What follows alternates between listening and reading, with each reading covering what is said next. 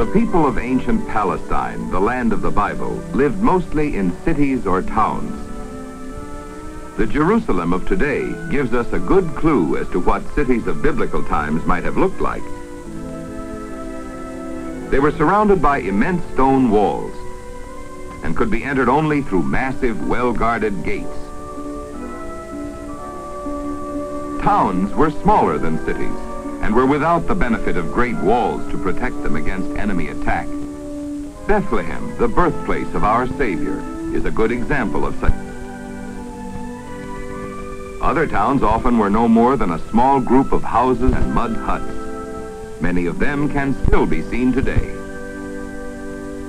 There was yet another type of living place. The tent, called the House of Hair, which was home to the wandering nomadic people.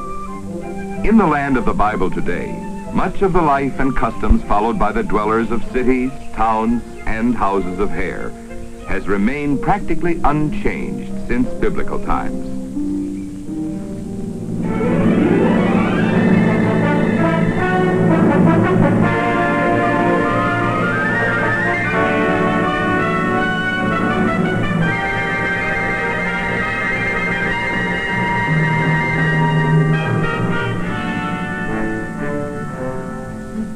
The love of bright clothing seems to be a characteristic of people who live in a drab background, and the people of the Bible lands are no exception. Throughout the centuries, each town has retained its own particular style, and possibly no other is more beautiful than that worn by the women of Ramallah.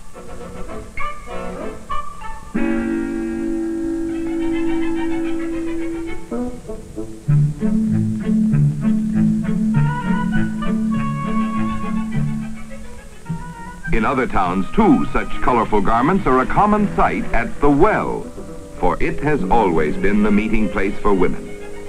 Here they go about their important daily chore of providing water for their families.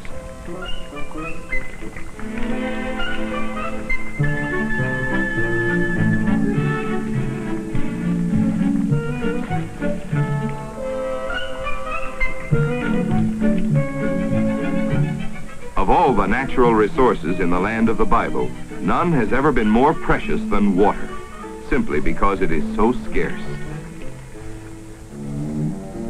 The biblical farmer, returning home from his fields, witnessed a scene much like this one.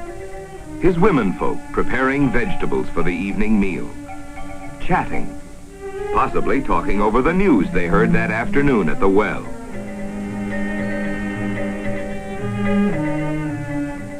Beans, lentils, cucumbers, squash, peas, lettuce, onions.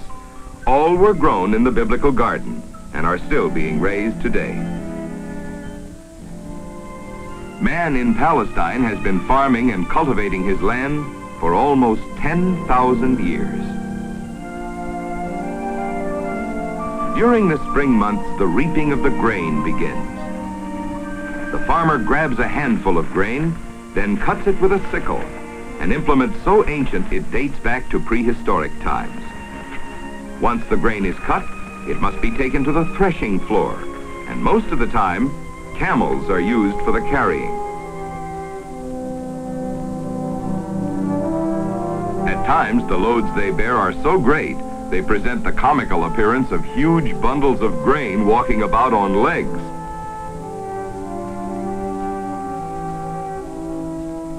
The threshing floor is usually a large, level area where the ground is quite hard. The threshing board is generally about 4 feet long, and on the underside, sharp stones are embedded in the wood. It is the action of the board, along with the feet of the animals, that loosens the kernels.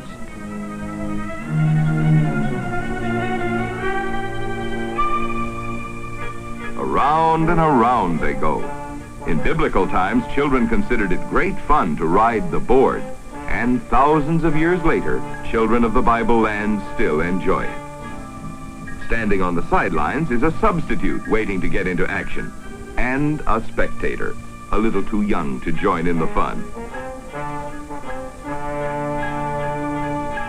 After the boys and the donkeys are finished, the farmer begins winnowing the grain.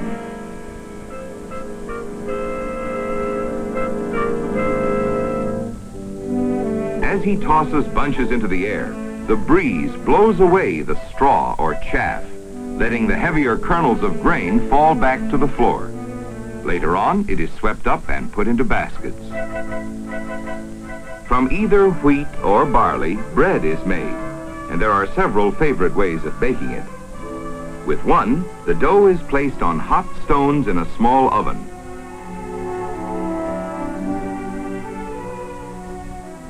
But the nomad women prepare it in another manner.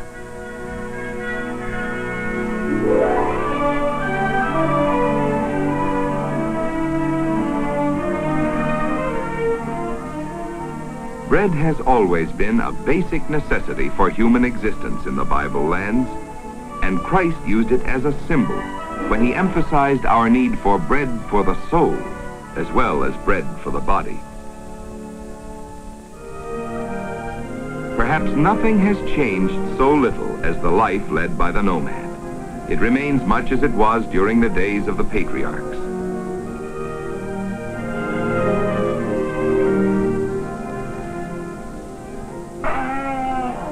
Tents woven from goat's hair, very similar to those we see today, were made by Paul, for tent making was his profession. The nomad is continually on the move, leading his flocks in a never-ending search for grazing lands and water.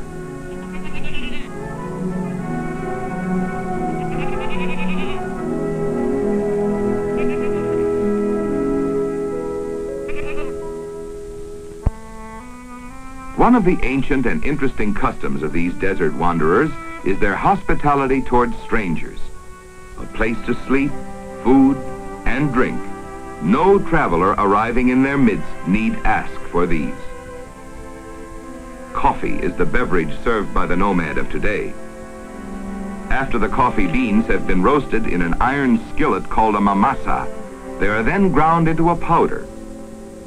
This is done in a receptacle known as a journe.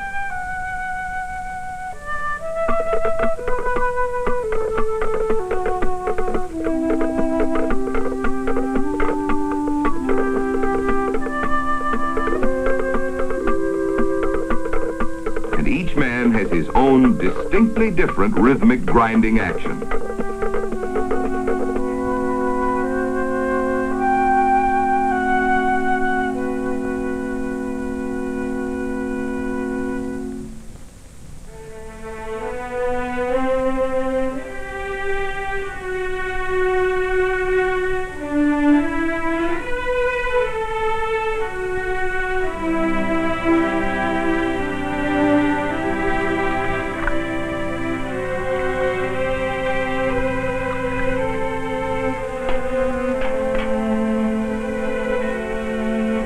The nomad would lay down his life to defend a guest. Nowhere else in the world could a weary traveler be safer.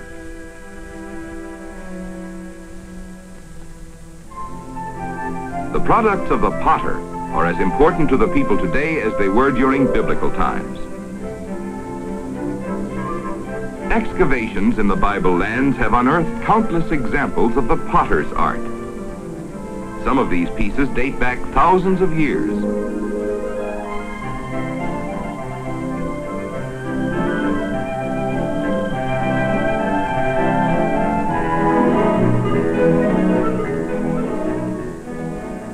Strange that one of the world's oldest crafts has changed so little during the passage of the centuries.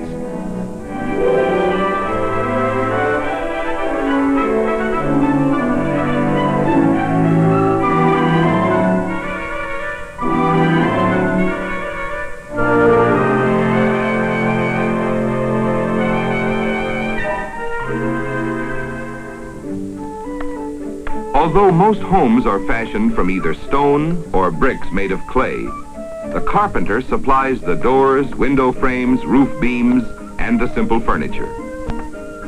Jesus was known to the people of Nazareth as the carpenter, and in his little shop, Jesus probably sat on the ground and went about his work much as these men are doing.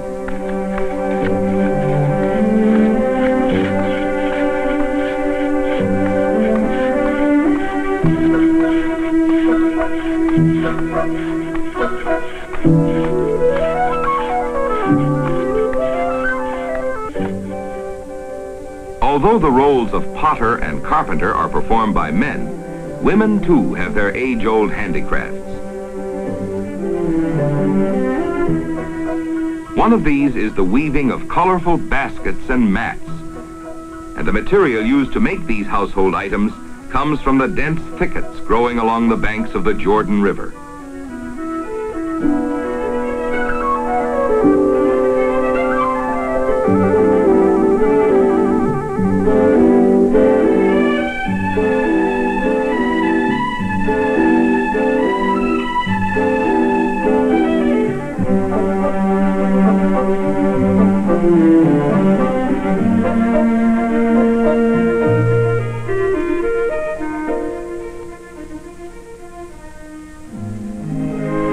Perhaps nothing else reminds us so much of biblical times and the life of our Savior as the waters of the Sea of Galilee and the fishing nets being dried and mended along its shores.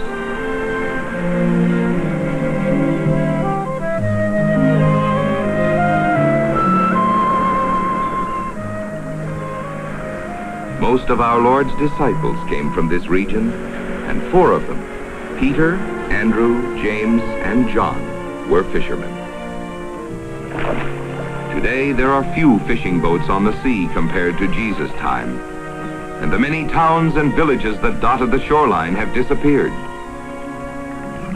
Yet here, as elsewhere throughout the land, we can open the door to the past and look in upon scenes that help us understand better the life and customs of the people who lived in the land of the Bible.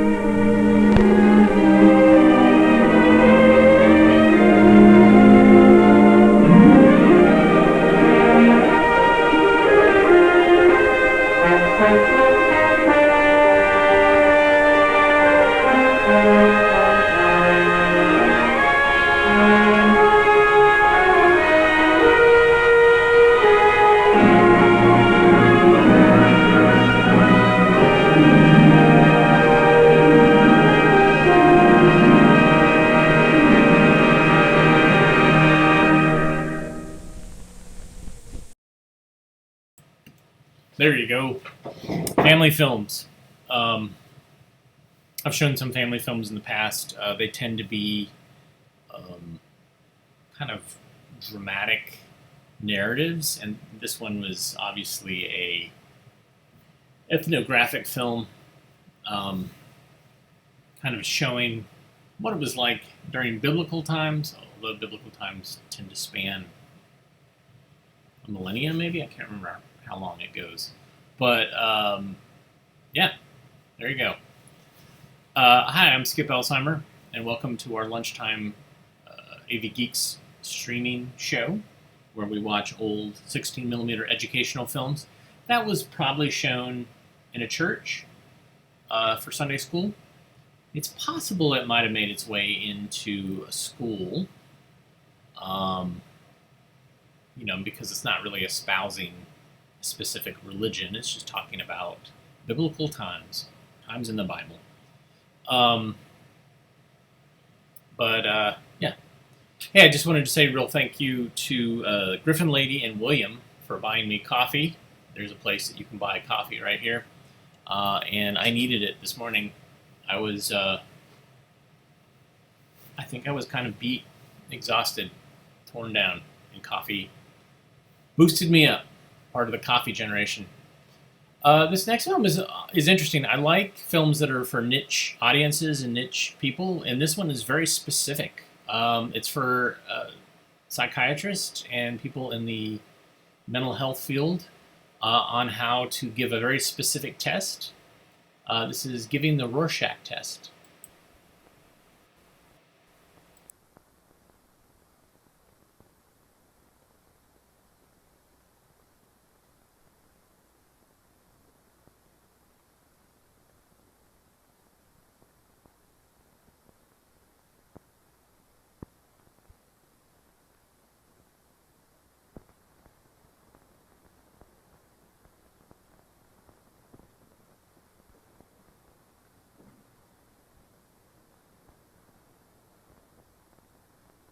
In 1921, Dr. Herman Rorschach discovered that the way a person reacts to ink blots reflects the kind of person he is.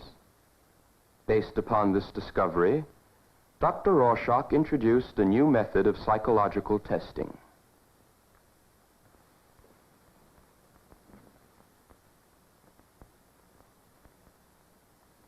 Hello. Won't you come in? Hello.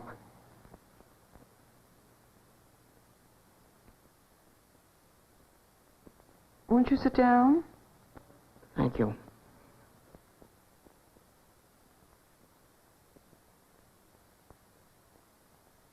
Cigarette? Yes. Thank you.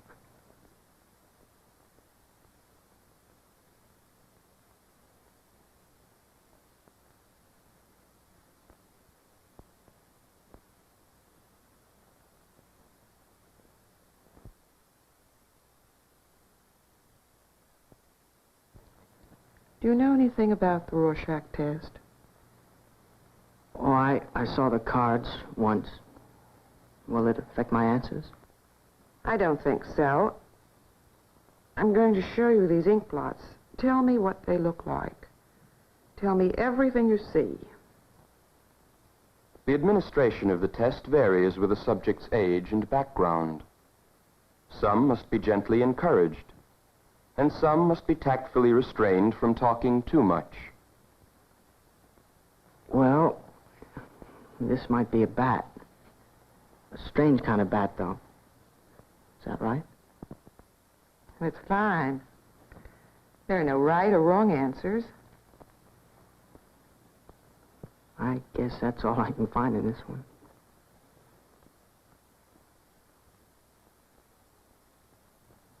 When you see anything else, take your time. I'm not sure. This might be a Halloween mask. And over here, looks like the figure of a person. Is that enough? Well, the number of answers is not important. Let's try the next one, shall we?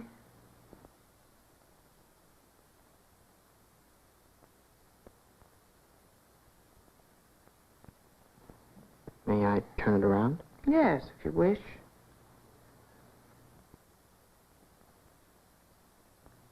Well, these might be two Scotty dogs. They must have had a fight. There's blood dripping from their paws. I don't know what the red is up here. Am I supposed to look at all of it, or just in parts? Anywhere at all. Just tell me everything you see.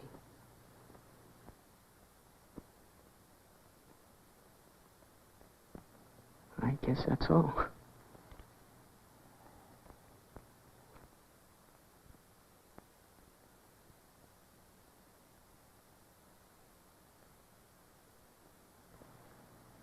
These look like two waiters. They're bowing to one another. And this might be a butterfly between them. After the subject has seen the 10 cards, the inquiry begins. Interpretation depends largely on how the response was formed. What part of the block was used? Did color, shading, and sense of movement contribute to the formation of the response?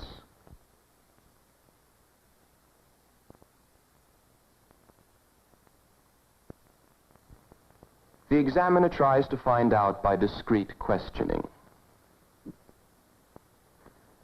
I'd like to go over some of the things you saw to be sure I understand them. You said this might be a bat. What makes it look like one? It's got wings sticking out on the side, and a body in the center. What made it seem like a strange kind of a bat? It's got holes in it, and the edges seem torn. And what suggests the Halloween mask?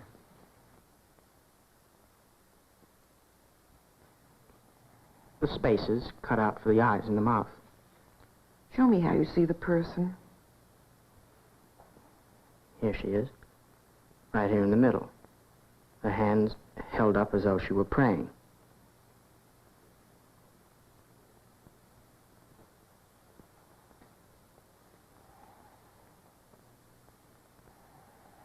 Well, here are the Scotties. Show me how you see them.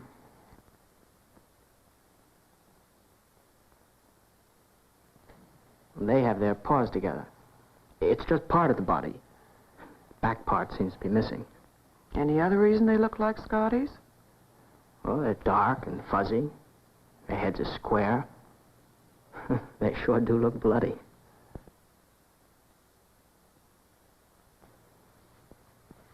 Tell me more about the waiters. They seem to be bowing to one another very politely. They've got on high, stiff collars and high heels. And why do you think of them as waiters?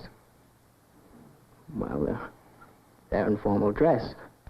Black tuxedos. What suggests the butterfly to you? Right here, the way the wings are shaped. If it were just an outline, would it still be a butterfly? I guess so. But I've seen the bright red in tropical collections.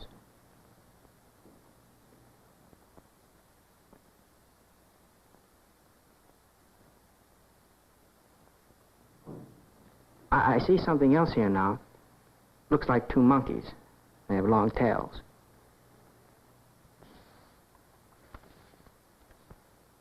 The third phase is testing the limits. In some cases, the responses may not have been given in the usual or popular way. This subject responded to shading in card 2, but not in card 6.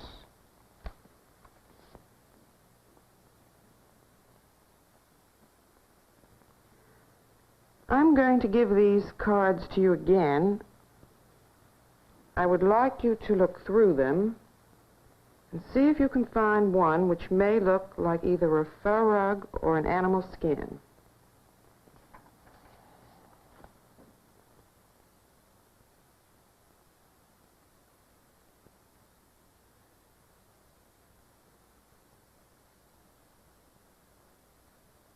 Well, the Scotties here look like furry animals. Can you find another?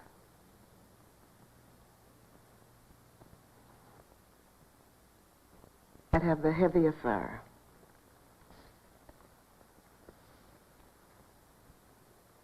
And this one seems a little darker.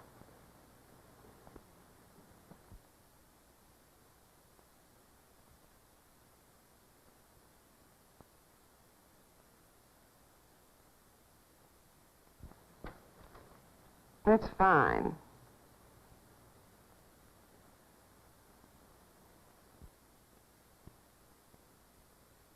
Goodbye. Thank you.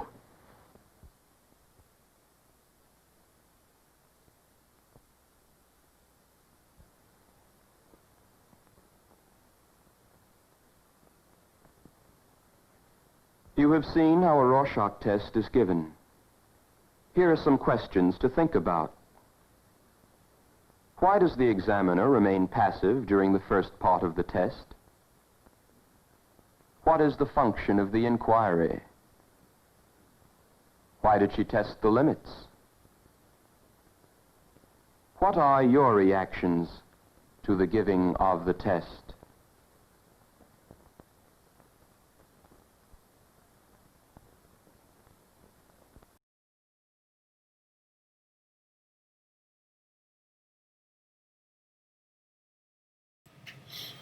I like all the comments for this. Everybody was chiming in with what they thought the ink blots looked like.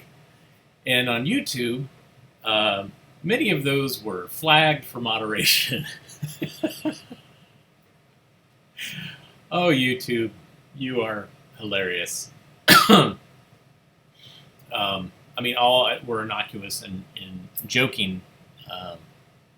But yeah, YouTube was like, what? Victims? What? Dead bodies? What? I very much enjoy showing stuff like this to you guys because that was obviously not meant for public consumption. That was meant for people in that particular field, and that's why I enjoy showing these films, is because they kind of give you this sense of what what those different niche professions deal with and what is their protocol and stuff like that. And so it's really kind of it's educational on a different level for a different reason. All right, so this next film is another film that's made for a very specific group of people, and that is people who had to work abroad. They worked for a corporation, some big American conglomerate corporation, and they spent a period of time, several months or later, or longer, in another country. And this is actually, I think, and I have a series of these films that kind of deal with that. And this, I think, is like one of the last in the series. It's called Welcome Home, Stranger. And it's about how to acclimatize yourself back to living in the United States. So here we go.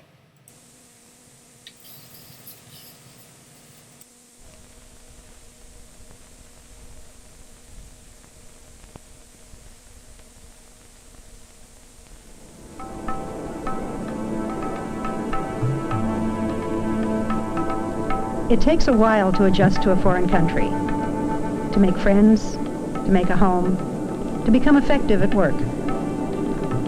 For many people, the assignment is up very quickly. Some people feel they've barely settled in, and they're already on their way home.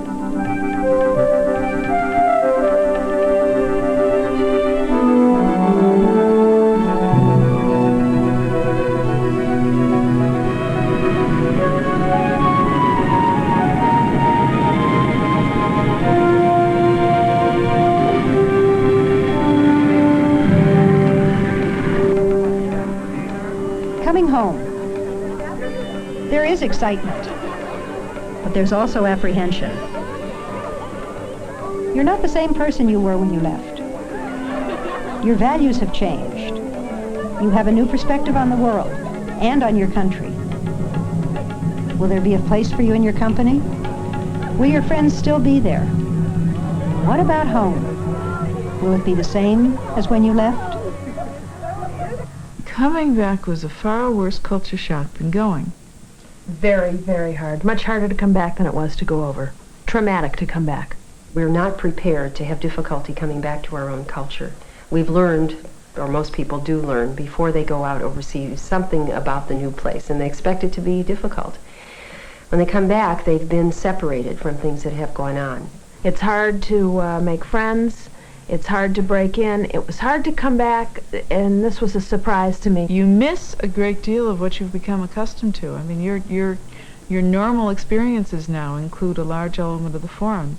It's difficult for people to make use of their experience when they come back. They want to talk about it. They feel changed, and they don't know where to put that interest to work for them. When you come back to the States, no one really cares about that. They're just not interested in your experiences and how neat it was and wherever it was that you lived.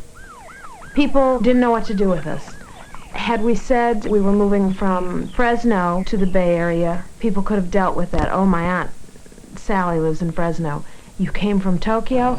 Oh, and that end of conversation. All of your accumulated culture shock for the year is suddenly discharged when you get back to the United States, and it is not as glorified as you have painted it in your memories. There are a lot of myths that start developing while you're overseas about, in quotes, home. It's better, cleaner, people come on time, and it's really nicer. And when you come back, you find it's complex just as life was overseas. We were just overwhelmed by how dirty the streets were. In Germany, we'd gotten very easily accustomed to the fact that streets were kept meticulously clean. The filth, which we'd never particularly noticed before while we lived in Boston, really came as quite a surprise, and not a pleasant one. You always think that America's better. Yeah. You always think that constantly. Nothing would be better than going home when you're overseas. But then you get home and then you find out you want to go back overseas again. I didn't want to leave because I had made all those new friends and everything. And I had a friend that was, he cried when I left. We were so good friends. Re-entry phase may be particularly trying for children because they've changed so much themselves in the time that they've been gone. And kids get their sense of identity from their peers, the others around them. And if The children coming back from overseas don't know what's being shown on television, and they don't know what other kids are wearing or what the current slang is. They can be very quickly ostracized by groups, and it can be a minor crisis in the life of those children. When you live overseas, you get all of the tapes and records 2 years later. So we think it's all great, and it's really fun to get all that music. Finally, it's brand new to us, and we come home, we find out we made a boo-boo, this is old stuff. Meeting friends overseas is the easiest thing in the entire world compared to coming home and trying to make friends. For one thing, you're not up on the right things to do. You don't know the right words to say. Yeah. Your slang words in a teenage world, slang words are very important. And if you don't know how to put them in the right order, you're in big trouble. On returning, kids that had an overseas experience usually found they didn't fit in. They weren't like everybody else. They were more sophisticated, more mature. They'd seen a lot more, possibly more inquisitive about things, just more worldly. I do feel very different from people who haven't been outside the country before. You don't want to talk too much about it because they think it's bragging. They needed to know that when they got back, nobody cared, that they were going to have to fit in, that it was up to them to make it, and they could sort of keep that experience but not flaunt it. The spouse also goes through a considerable readjustment period in coming back, similar to the one that he or she went through overseas. Families going abroad are frequently invited out as guests of honor, and they're treated very royally. And when they go back home, they're just like everyone else. And it's hard getting used to being another person on the block kind of thing back home. There is certainly a need to reestablish one's identity in the new community and be recognized for competence, for being able to make a contribution in that community. And it's hard for the spouse to find that place again. There's no support group when you move into a new community. Everybody has their established patterns, their friends, and there's not a whole lot of need for you. You have to every day spend your time. Today I'm going to make an effort. Overseas, people made the effort for you.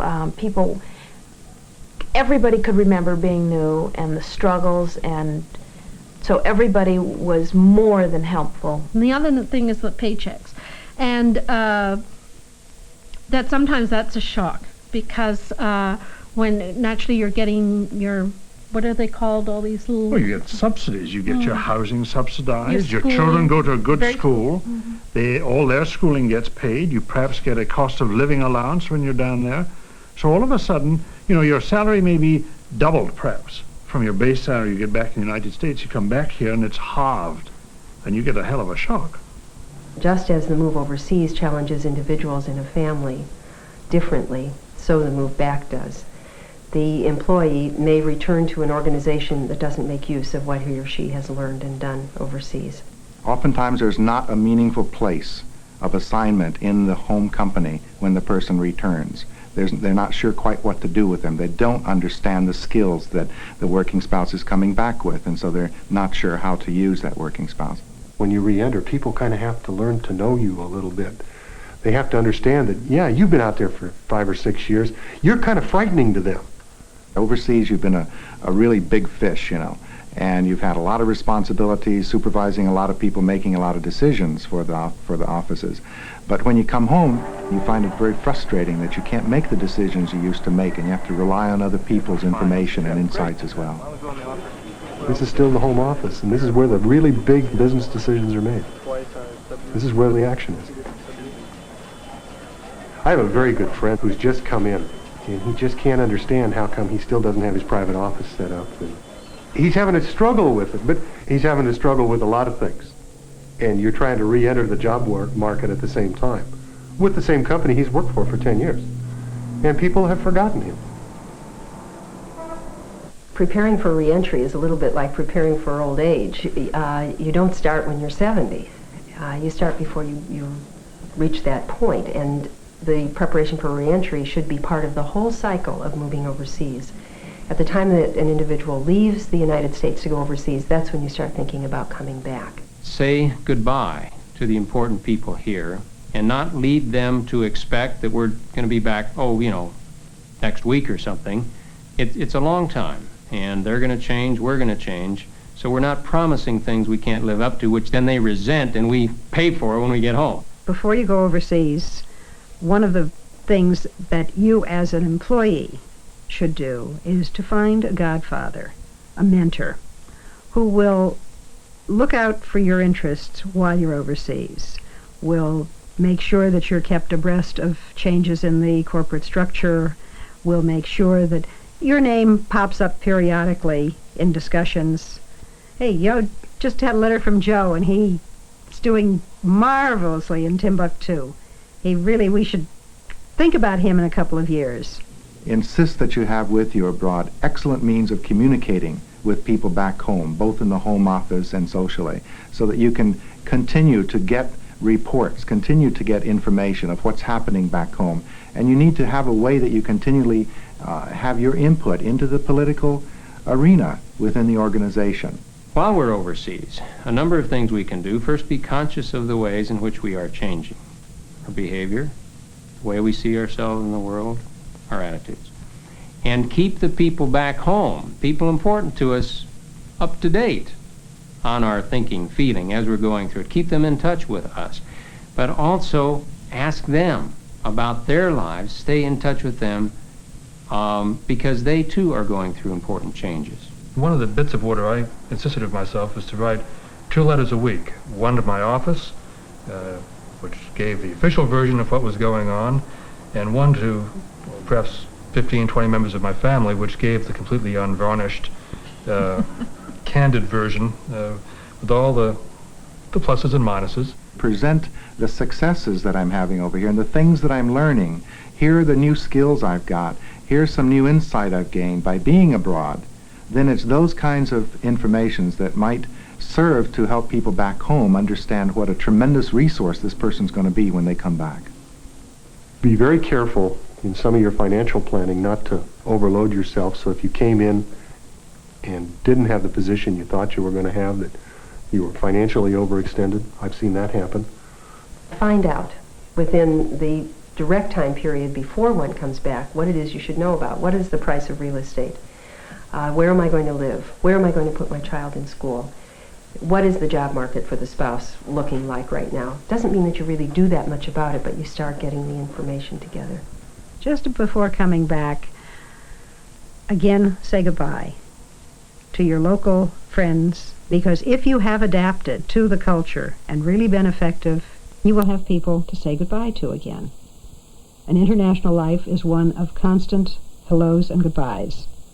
Coming back, you have to reset your expectation. You're going to have to fit in. You're going to be interested in other people around you, and that makes, at least for me, it made it easier. It's the same thing as going overseas. I mean, you can't be comparing now the way it used to be. You can't be always talking about that environment. It's not going to be the way it was. It's the way it is, and you have to learn to adjust to that. So it's reverse culture shock. You have to do the same thing again. You have to move into a new culture. Think through what you went through during your initial adjustment overseas. What worked, what didn't. It's a stressful situation. Certain things helped you, certain things did not. Learn from that, because those very things that helped you there will help you when you come home, because home is new. It's changed while you've been away. We come back from an international assignment, and we're very excited about everything that's happened to us and that we've learned and that we've seen and that we've done, and we've brought all these artifacts back, and we want to share them. Distill the essence of the overseas experience and come up with 1 or 2 things of real significance to you that you will convey to the people who are important to you here. They're not going to listen for hours to you. They're not going to see your hundreds of slides. But at least be very sure that this one thing that was significant to you, they do understand. There's connection at that one point. And let's don't assume that we are the people who have had the exciting time. We are the people who have something to say. Before we say anything at all to them, let's just stop and listen to them. They have been through 2 years, 3 years, important years of their lives. Let's ask them what's happened to them, and ask them again, and really listen before we start recounting our adventures overseas.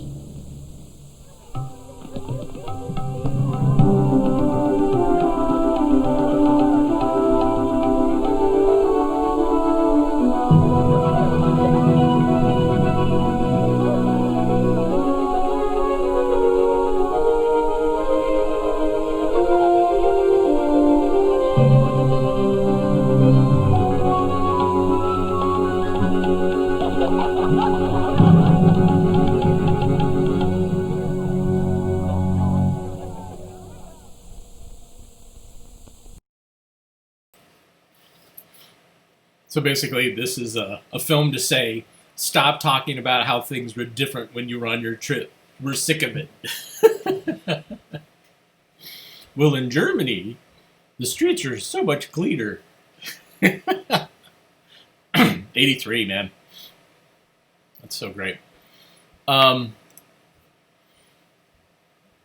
Yeah, again, very much love the niche aspect of this, and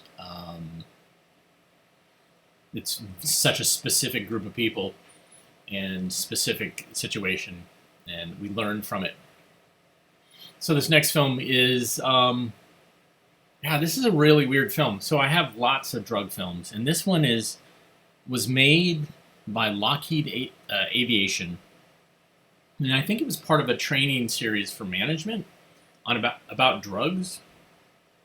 And it's animated, and it's just weird. It's I've shown another one in this series, and this one is equally as weird because it's animated and it's trying to explain about the behavioral aspects or effects of drugs, but it's using animated cavemen to do it. And for the life of me, I can't really figure out why. Why are they using animated cavemen? Like, they could have animated just people, and it's like a presentation in a board room, but I don't know, it's so weird. So let's watch behavioral effects of drugs, and maybe you can give me some insight.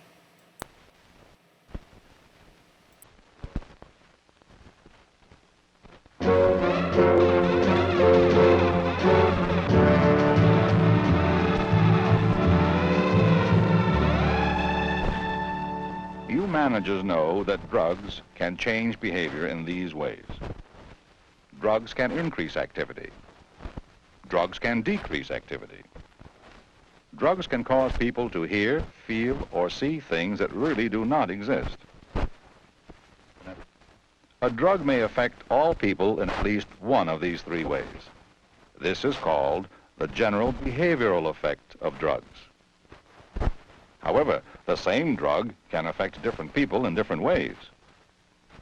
For example, LSD, an hallucinogen, might have this effect on Assistant 1.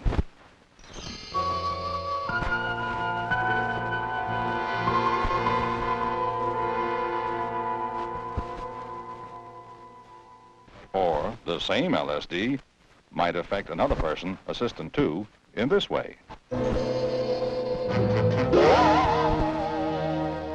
In other words, drugs have specific behavioral effects for different people. It is also true that the same drug can affect the same person in different ways at different times. The first time Assistant 1 was given LSD, this was the effect.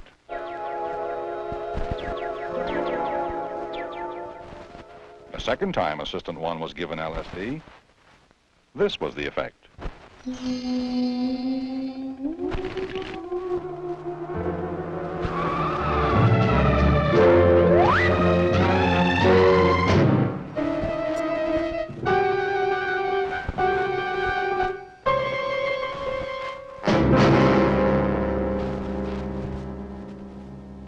In other words, a drug may have different effects on the same person at different times. I'm going to put you in the position of decision maker. Which of the three possible behavioral effects does the following show?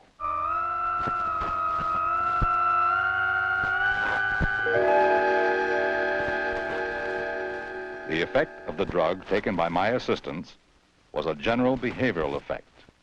Both went to sleep. Let's try another example. This will be tougher.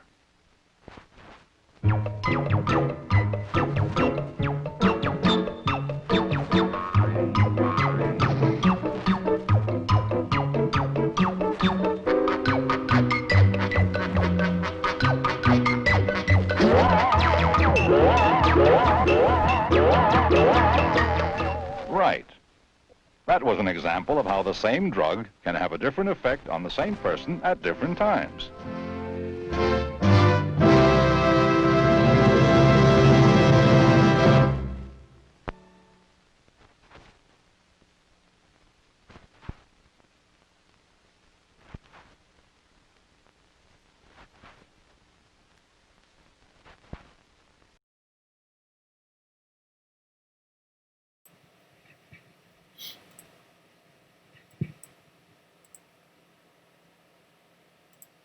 Sorry. That film ended really quickly. Let me get rid of some of my Mediterranean chicken.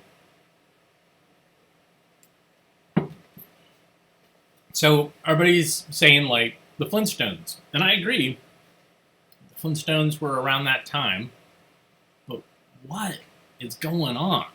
Why do they want to use the Flintstones? Because it's not really for kids. This is for adults. So, excuse me. I'm not really quite sure what to tell you. But I do know that the film ended very quickly, so I have to quickly thread up another film. You can see my gut. So here's the Telecine.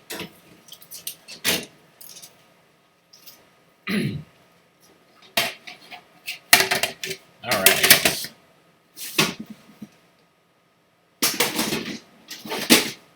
This one looks good. All right.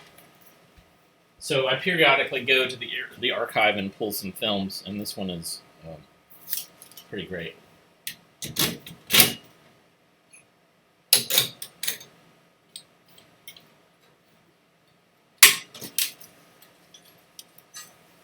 You can see I'm threading it through the gate.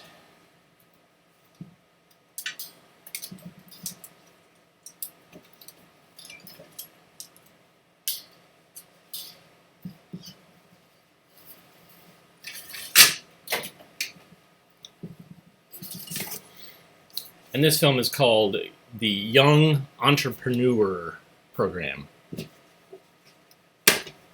So, let's watch it. Enjoy.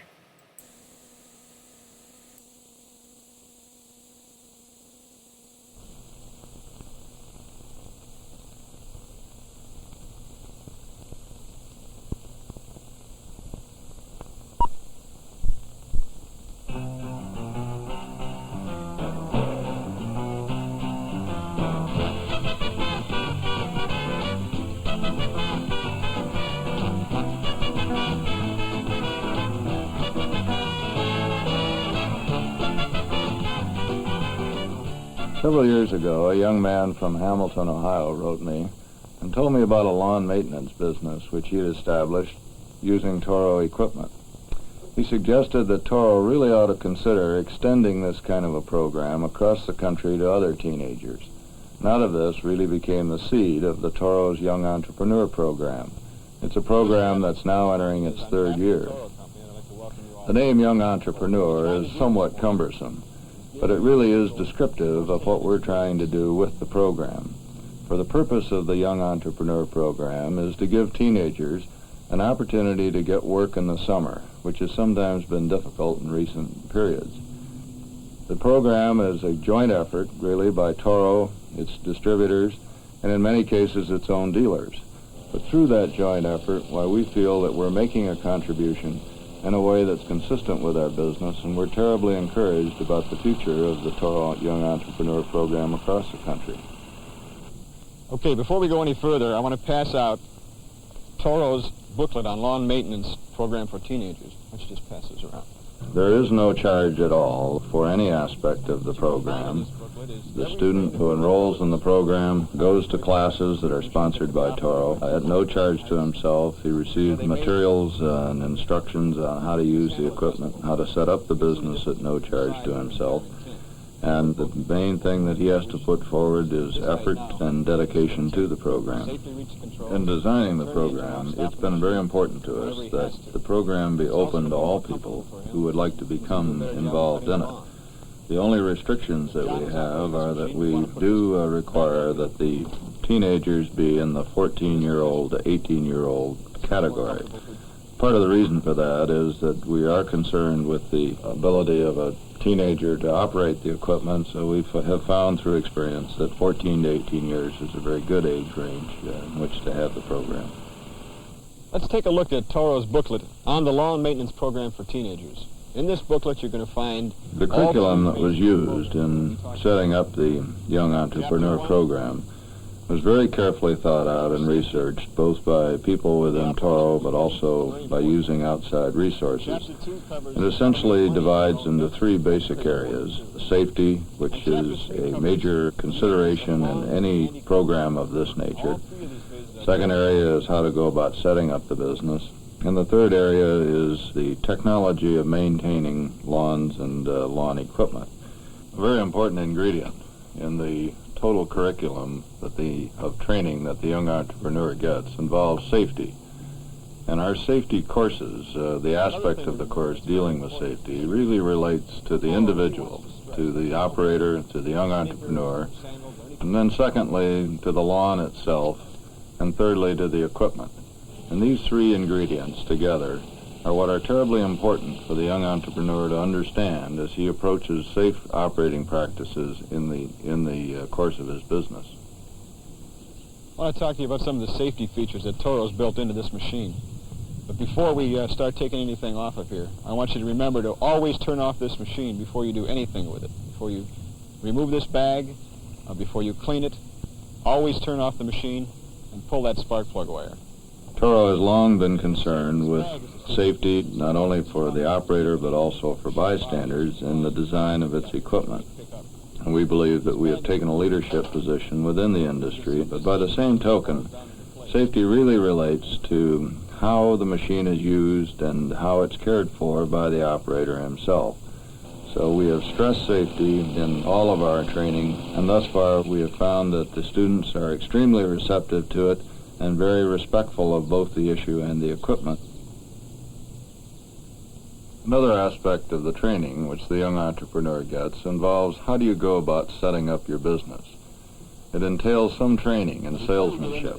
I want to cover some of the things that are important for you to present to the customer, some of the things we talked about earlier. It entails some training in how you go about advertising your services, and probably most importantly, it also talks to the student about how does he go about keeping score of his business, the record-keeping aspects of the young entrepreneur's efforts over the course of the summer. And it also teaches the young entrepreneur in the method of pricing his services, which is a very critical thing because the whole tenet of the program is to have the young entrepreneur come out with a profit at the end of the summer. And what he's basically selling is his time and his effort and his skills and resources. The record-keeping aspects of it are really fairly simple. We provide the student with a very simple worksheet, one that covers accounts payable, one that covers accounts receivable, and then a very simple profit and loss statement, which he can track through the course of the summer. We've tried not to make this too complicated for him, but yet the fundamentals of record-keeping are captured and utilized by the student as he goes into his business during the course of the summer. The third and last aspect of the training that the young entrepreneur receives relates to the whole techniques of the business. It relates to how does he go about maintaining the lawn, the technology of lawn maintenance. And in that regard, we teach him such things as how to handle fuel safely, how to perform preventive maintenance and care of the equipment so that it will last longer. We also get into such things as the agronomy aspects of his job, teaching him something about types of grasses, what kind of fertilizers to use if this happens to become part of his services, how to go about seeding a lawn and overseeding a lawn if this becomes a necessary adjunct to his lawn maintenance business. We teach him things about watering grasses, what frequency of watering and what types of participation rates of water are necessary. Many people who have trouble with their lawn have that trouble because they don't know how to properly cut their grass. And we also go into the techniques of lawn mowing, for there are very different kinds of lawn mowing techniques that can be employed in any given situation. We find that all of these aspects have been very well received by the student because they also extend his earning capability by offering services besides just lawn mowing.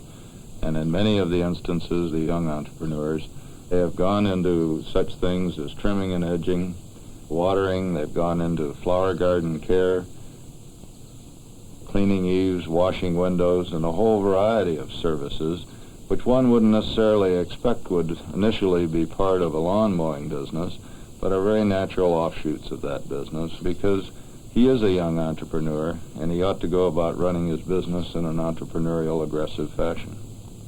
The diploma which the young entrepreneur gets at the end of the course, which certifies the completion of training requirements which he has, is useful more than just a decoration on the wall for him. It's useful in terms of taking it to his Toro dealer for an allowance against the equipment he might wish to purchase, but it's also an important selling tool because he can show that certificate to the prospective customer that he may be soliciting. And Toro is a well-known name in lawn care businesses, and it certifies to the homeowner that here's a young man or woman who has had training in how to take care of lawns. It certifies that it's somebody who can use equipment safely and with proper care of the equipment, and it also certifies that the young entrepreneur understands the techniques of running a lawn maintenance business, which really will serve the homeowner in his best interest in the most effective way possible. So the certificate is a very meaningful document. It does create selling opportunities, and it does give him an economic advantage in terms of equipping himself to run his business most effectively. After that, he's ready to go into business. And we work carefully with him through the course of the summer in varying degrees depending on his needs and requirements. But we have counseling service available to him, both in terms of the lawn mowing techniques, bookkeeping, and in other ways, so that he isn't cast totally adrift, that he has some professional guidance through the course of the summer, and he can use that and avail himself of that assistance just as much as he wants to. As we mentioned earlier, the Young Entrepreneur Program is open to all teenagers in the age of 14 to 18 years old. This is boys and girls and teenagers of every economic class.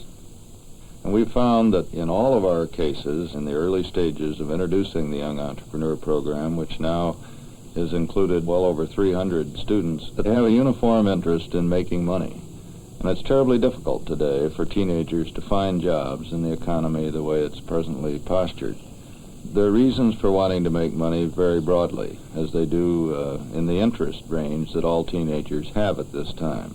There are some who are interested in building a college fund, and we have had several instances of young entrepreneurs who have earned well in excess of $1,000 in the course of a summer, which becomes a very meaningful contribution to a college education, which they might undertake at a later date. In other instances, the teenagers are primarily interested in purchasing a car, a bicycle, or some other form of transportation. We have other cases where the teenager's primary motivation is to get outdoor equipment, or clothes, or all of the other things that teenagers have an interest in buying. And it's most important, however, that they all want some sense of economic independence, and the Young Entrepreneur Program is really a way that they can achieve that objective and to do it on their own efforts and with their own work. Leif, when you finish the garden and the lawn, I'll have some more things for you to do. Okay. I hope what you have just seen gives you some sense of the excitement that we feel for the Young Toro Entrepreneur Program. The enjoyment of being in business for yourself can only be experienced by the doing of it. Toro and its distributors can give you the tools to be in business for yourself and to have a successful business. But the full degree of your success depends really on your commitment and the effort you put into it. And it's for this reason that Toro has decided to offer an $1,000 award to the most outstanding young entrepreneur of the year. It's an award that I'd like personally to be able to give to you. So on behalf of Toro, its distributors, and its dealers, why, we wish you the greatest success as you enter your business.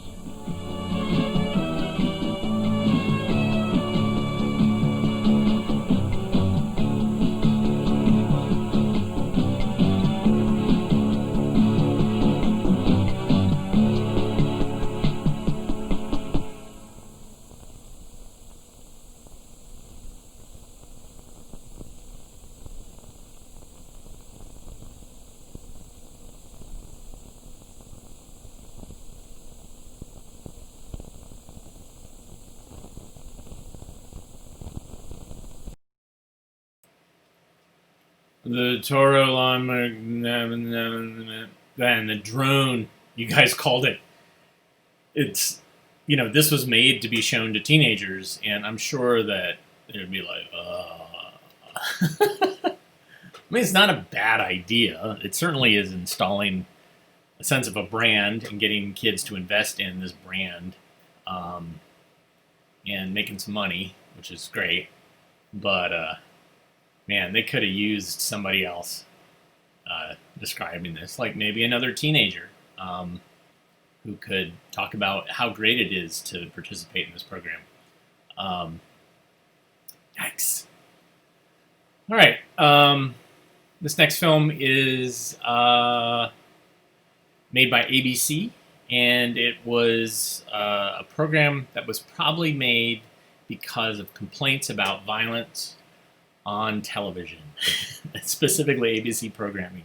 This feels like this is a mea culpa, okay, all right, we're gonna show something that addresses this. It's called Action and Violence, and it talks about television action and violence and how it's not real, and so don't try to do anything. Bye.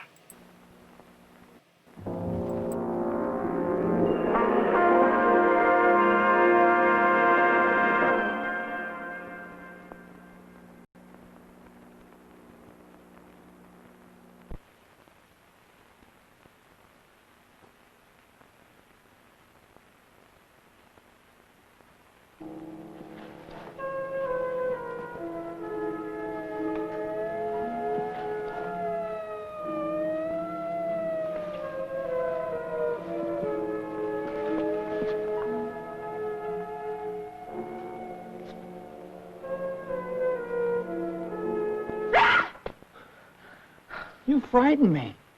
I frightened you? Yes, why did you scream like that? Well, that's one way to get some attention around here. I never needed any attention that bad. Why don't we get some light on in here and tell everybody what's going on? Okay. This is a television studio. I'm Bing Bingham, and we're doing a show about television action and violence. And I'm Nan Lynn Nelson. We started this show in the most dramatic way we could think of, because that's how television works. Shows are designed to grab our attention and then to hold it. As part of storytelling, plots use action, humor, and sometimes violence. Considering our subject, this show should hold your attention.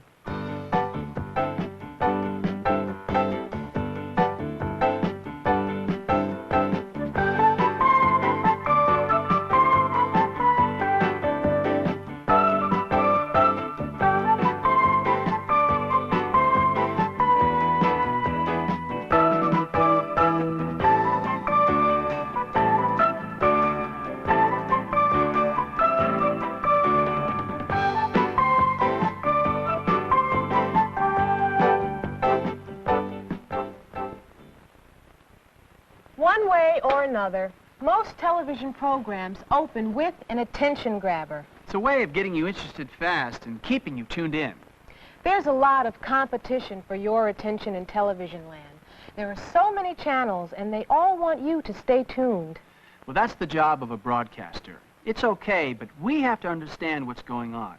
Life isn't like TV, where everything is either very funny or very sad or very exciting, with few in-betweens. Television is certainly successful in holding our attention, but it doesn't do us any favor if we learn from it that the most fun in life comes from taking risks or winning fights. Yeah, but some of the action is real and part of life, and television shows us that. Take football. Now that's excitement. You're right. Sports are a natural for television. A game is built like a play. There's a beginning, a middle, and an end. And it's fun to watch. Wow, they really nailed that guy. It's too rough for me. What do you mean? I love the action. Somebody could get hurt. Yeah, but these are highly trained athletes, and they wear protective gear. And they're taught how to take the falls and the blocks without getting hurt. I worry about the kids who pretend they're big-time quarterbacks and don't even have a helmet. There's another kind of violence on television. Newscasts often include violence because the news reports reflect the events that happened that day. And whether we like it or not, much news consists of unusual, angry, or violent behavior. But it's important to remember that the news that we see on television or read in the newspapers or hear on the radio isn't an accurate reflection of everything that happens in real life. The newscast must select those events which are important, unusual, or interesting.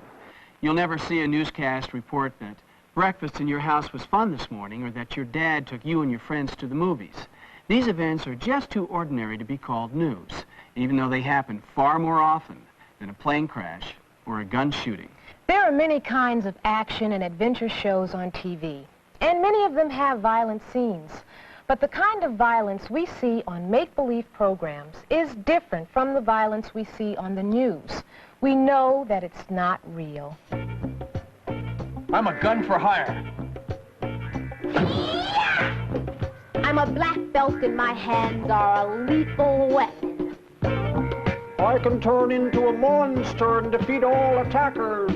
I'm made of steel. I'm a law enforcement officer.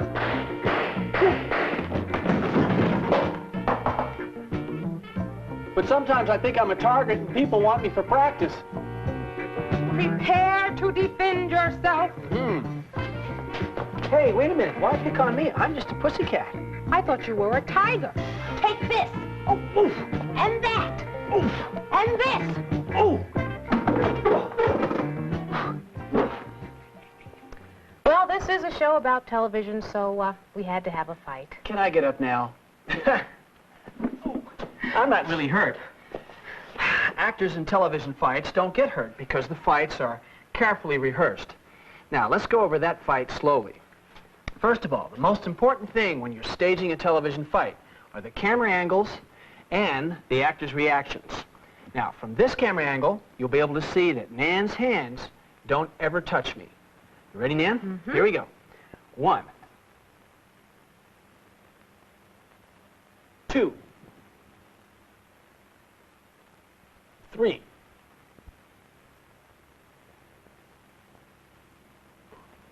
Like that. Now, when we shoot the same fight from this angle, from behind Bing, and he adds his reactions and we throw in a few sound effects, it'll really appear as though we're having a real fight. Watch. Here we go.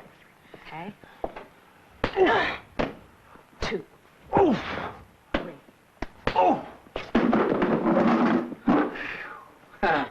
Television fights are just another kind of special effect, except they're done by actors and sometimes stuntmen and stuntwomen. Let's make believe this is a really dramatic show, and I'm going to get my revenge.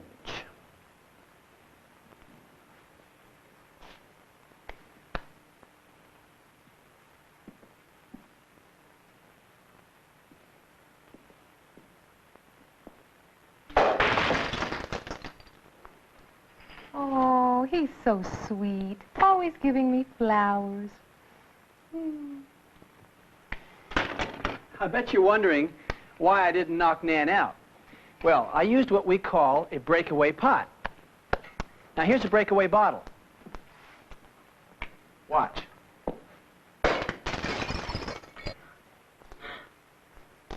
Breakaway pots and bottles are fixed so that they break easily. They're not even made of clay, just a kind of spun sugar. Now, here's a breakaway chair.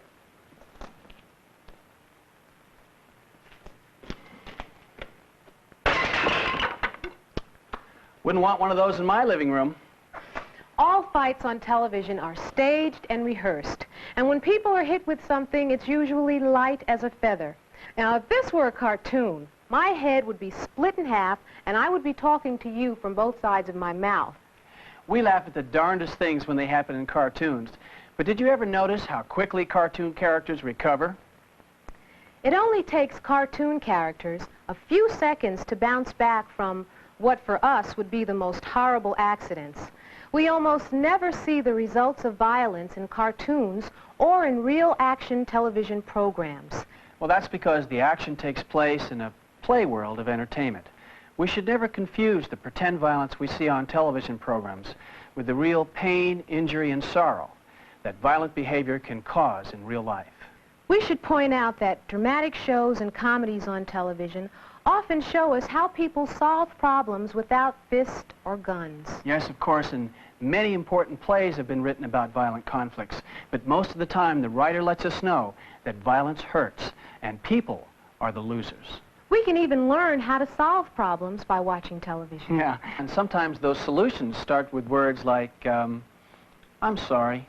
Or other words like, I didn't really mean to hurt your feelings when I... Or, I didn't know you cared so much about, Try.